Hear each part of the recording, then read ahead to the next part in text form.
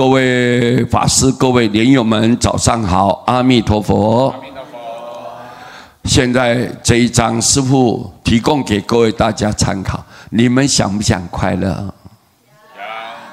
快乐就自在嘛，不会烦恼啊，对不对？那就是快乐起来。心情如果快乐，各位没有任何压力，没有压力，你智慧就增长。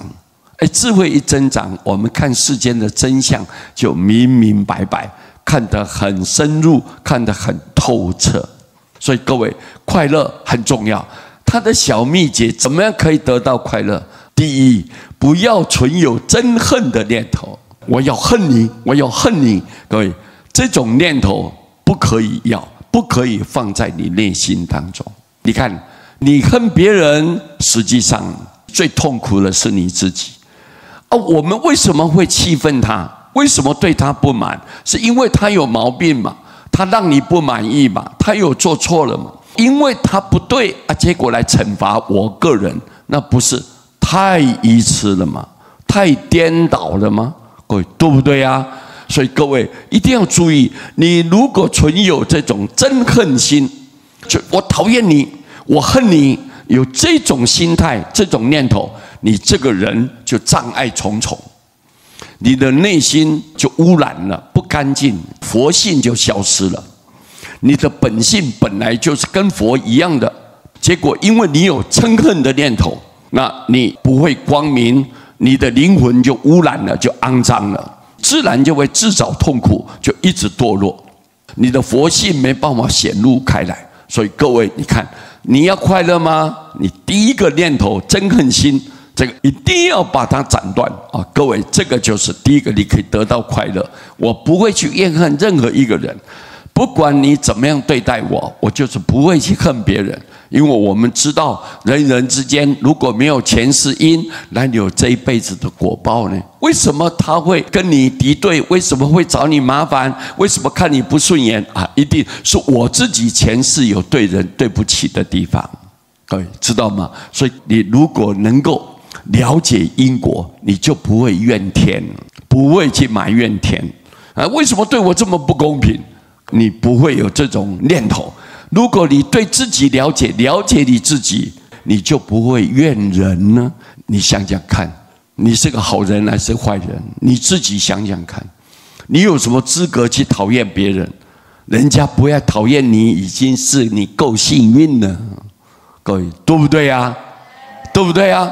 所以你了解自己，你就不会怨人。因为我怨人，那实际上我也是这种料子，我也是这种料子。所以一定要注意。第二，不要让忧虑沾染你的心，每天担忧受怕的啦。各位，如果说你每一天都是愁眉苦脸的，内心当中就充满了这些忧郁烦恼，每天都是担忧受怕，那你不会快乐的。所以要知道你担忧有什么用？我们在考虑任何事情，要知道把心摆在当下，不要想过去，不要想未来。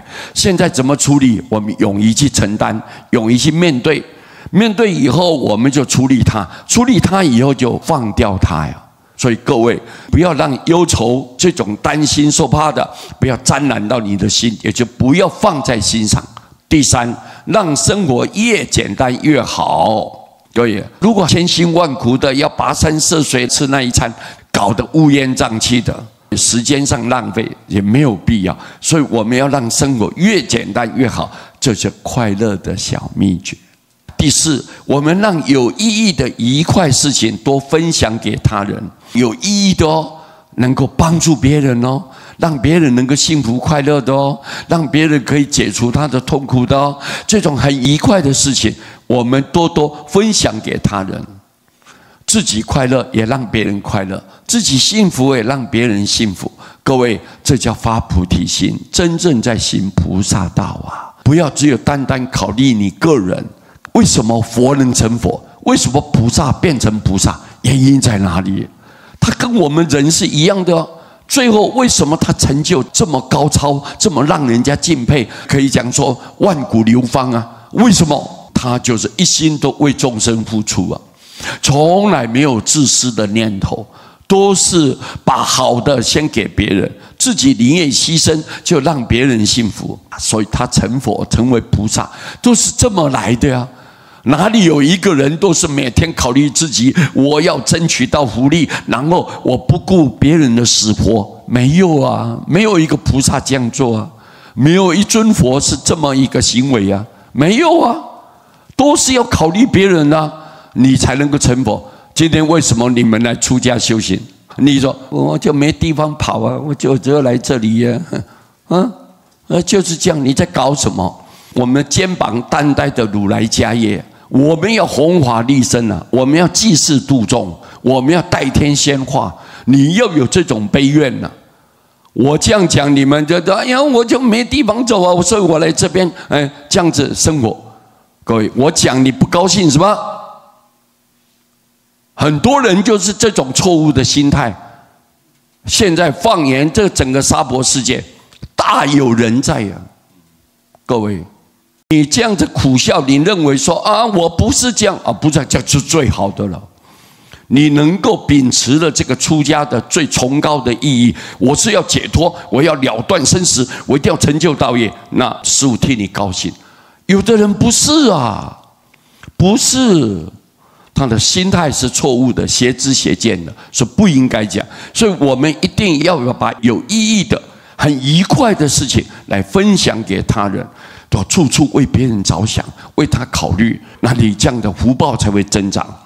第五，欲求要越少，心境就越清净安乐。你的欲望哦，你要追求的要越少，越来越平淡，那么你的心境、你的本性才会越清净安乐，没有污染，而且很平安、很吉祥、很自在、很安逸。各位，我们的心性上不受干扰嘛？我们今天为什么这样烦恼？为什么这么多痛苦？因为我们欲望太多啊。欲望强，烦恼就强了，各位，对不对啊？好，我们没有这些欲望，我们清心寡欲，就过得很自在、很安乐，无所贪求，没有去贪求，所以你自然就快乐。各位，这样你们听明白吗？你要不要快乐啊？要快乐。这几点呢、师父提供给你参考，按照这样子去努力去学习，各位，以后你慢慢你的灵性就升华了，高瞻远瞩啊，未来的日子充满着非常好的目标，非常好的未来，师父深深给你祝福啊，祝福哈，阿弥陀佛。